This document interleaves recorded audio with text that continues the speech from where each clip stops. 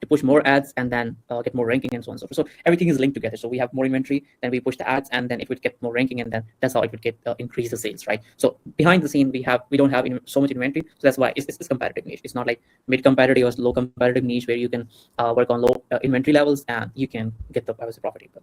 Main in the US, but yeah, if you were in the UK, I would have said that yeah, you can do that. But in the US is pretty competitive because the other sellers or brands, they are having thousands of units sitting in Amazon warehouse and they're pushing ads, and then they're doing these sort of things. So that's one issue that we are facing in your account, in your brand. And then secondly, because of new entrants, and if I talk about the aquatic art sales, because I have been seeing over the last year since our sales were quite high, right? And in this year, because of the new entrants first, secondly, they are not running any ads. They are heavily relying on just organic ranking.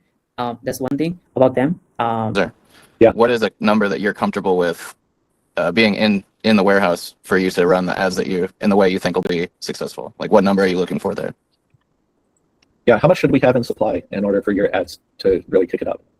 All right, so kick up, at least it should be 300 units in there. It should be there.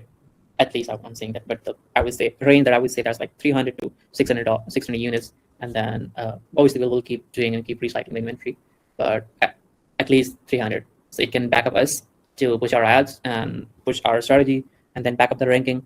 Because obviously we spend money to get ranking, and then at the same time we have less inventory because again, it's internal stuff that Amazon is also looking into your inventory geologically, right, and geographically. Like they expand and they distribute the inventory. Let's suppose if you have like 10 units and if you have like 100 units, right? So they distribute 10 units into, let's suppose, 10 locations, but 100 units into 30 or 40 locations, into different based on the product demand, right? So that's why. And if your product, let's suppose if your product is not available because of low inventory in one of their warehouse, Amazon will try to not show your product over there.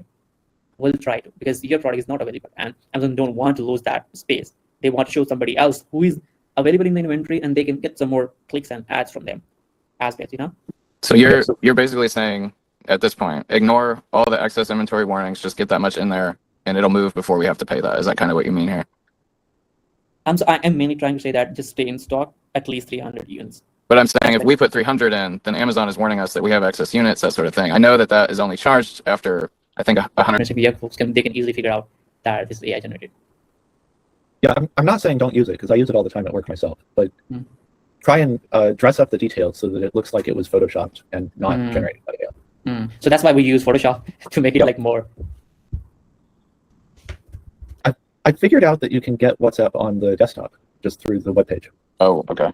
Which is really nice because it makes copying and pasting stuff easier. Yeah. Yes. All right, cool. So yeah, Eric, you can look into those. I would say expanding towards more brands if we can get more approval.